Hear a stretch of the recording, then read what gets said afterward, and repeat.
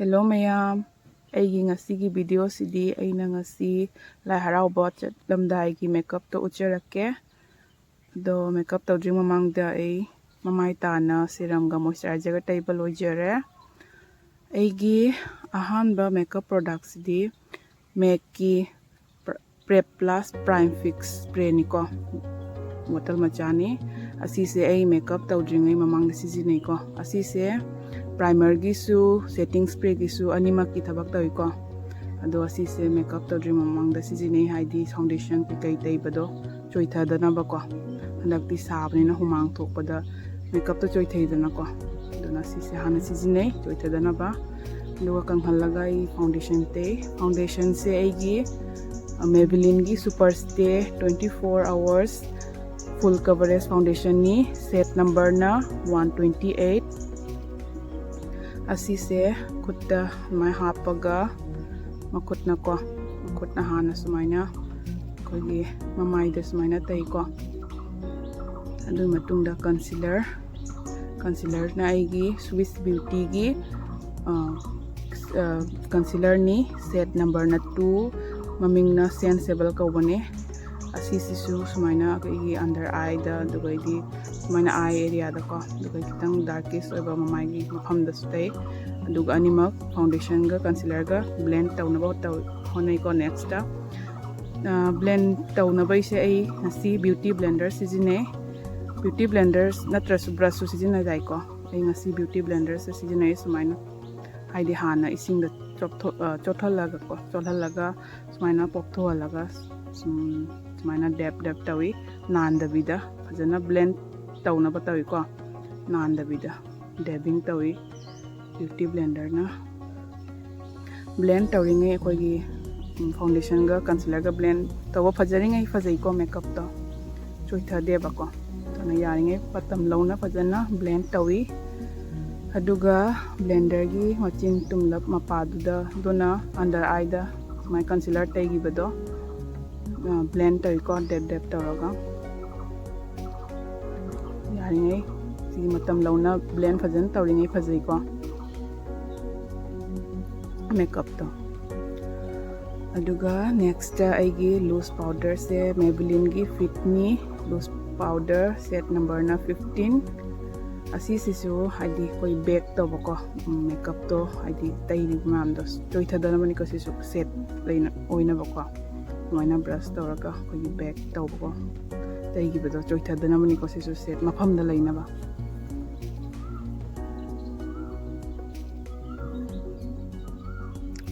Next ꯑꯩꯒꯤ ꯑꯥꯏꯁꯦꯗꯣꯁꯦ makeup ꯔꯤꯚꯣꯂꯨꯁꯟꯒꯤ set ꯃꯃꯤꯡꯅ ꯔꯤꯂꯣꯗꯦꯠ ꯅ꯭ꯌꯨꯇ꯭ꯔꯦꯜꯁ ꯀꯧꯏ꯫ ꯉꯁꯤꯁꯦ ꯑꯩ ꯀꯂꯔ 3 ꯁꯤꯖꯤꯟꯅꯅꯤ꯫ ꯑꯩ ꯉꯁꯤꯁꯦ ꯈꯔ ꯑꯩꯈꯣꯏꯒꯤ ꯃꯆꯨ ꯂꯥꯏꯠꯇꯒꯤꯀꯣ, ꯍꯥꯏꯗꯤ ꯅ꯭ꯌꯨꯠ ꯀꯂꯔꯁꯦ,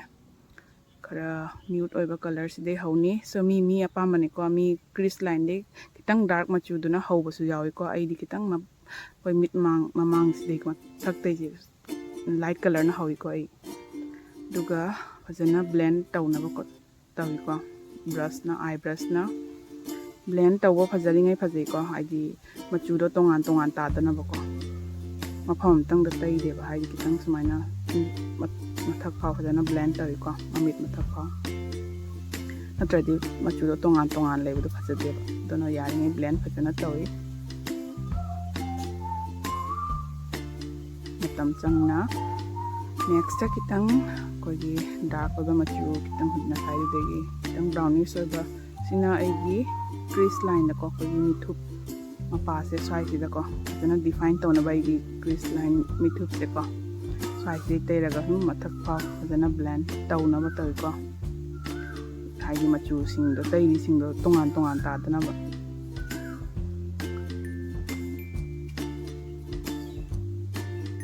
ꯕ꯭ꯂꯦꯟ ꯇꯧꯔꯤꯉꯩ ꯐꯖꯩꯀꯣ, ꯃꯇꯝ ꯆꯪꯅ꯫ ꯃꯆꯨ ꯇꯣꯉꯥꯟ ꯇꯥ ꯂꯩꯕꯗꯣ ꯐꯖꯗꯦꯕ꯫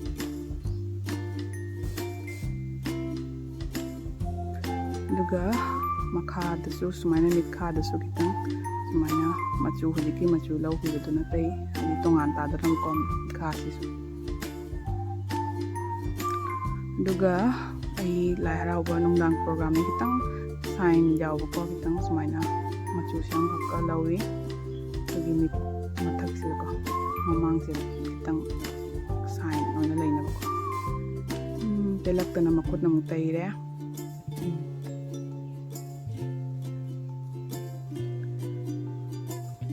dugai next ay kitang wing yaw na bako wing se pamje kitang hapa se do na eyeliner na pa na kitang ka sumaina ye ko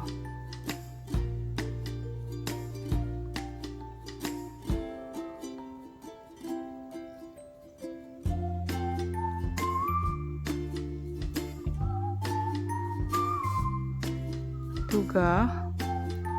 next aigi mascara se aigi Maybelline gi hyper curl waterproof mascara ni do mascara se sijina dringai da curler agi eyelash curler do sijina gadabani ko amu hena curl oina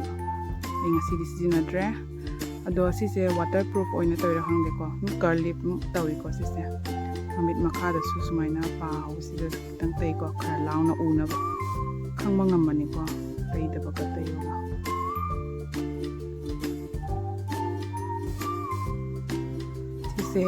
se mascara se ko affordable oiba ko gi tang deba ko si mascara se tai si nungti gi si nei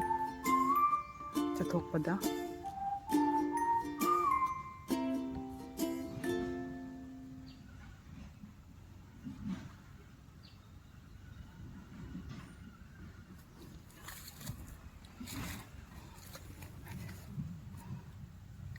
next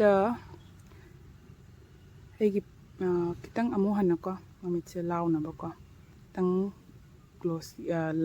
sign o yaw ba ko pencil ama si jinei asi se aigi machu se kitang peachy nude machu si jinei ko haidi white silver color su lei ko do do kitang tongan ta na kitang peachy nude se oina si jinei si sina khangmang am ko dol man mane ko si kitang law thok pane ba mi tuga igi brand sina eye pencil gi Mars ki eye pencil ni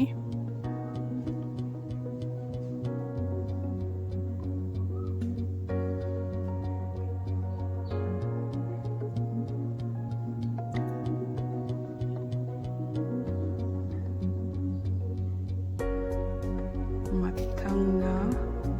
aigi pisum se ko ai pisum se dum hause do kitang heavy makeup to ba kitang tai ko ai do na eyeshadow na kitang brown oi ba eyeshadow na smaina brush to ba tai ko no tradi tai ri ko sita sang mi do man chale ba ko tana smaina eyeshadow brown eyeshadow to brush na laura ko smaina tai ko pana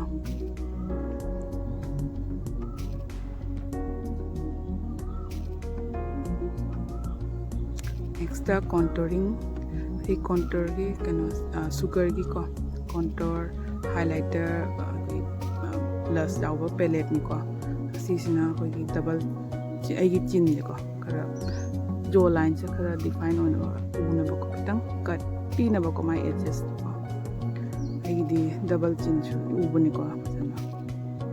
to na kitang oren lorak pada kitang adi double chin je lot na ba tale ko tang mai shape to kitang adi cut jawline na define on ba ko kitang contour te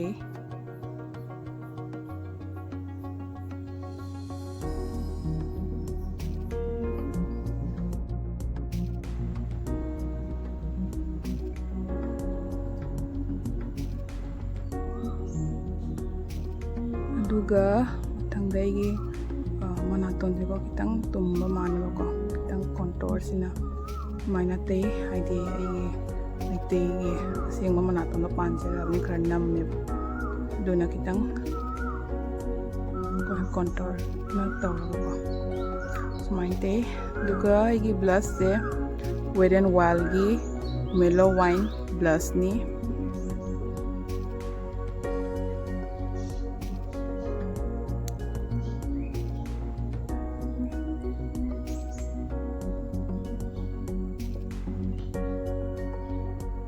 aigi highlighter sina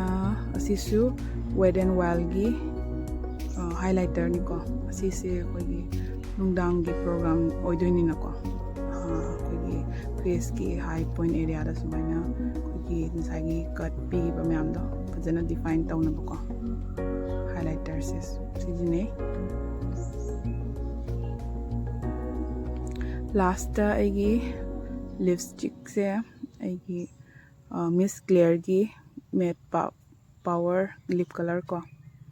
Set number na 07. Asina aigi makeup product sizinaba loijare. Asina aigi final look ni.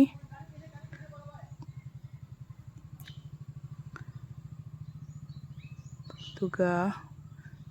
matang asida aigi video se loisanjarage. Bye bye.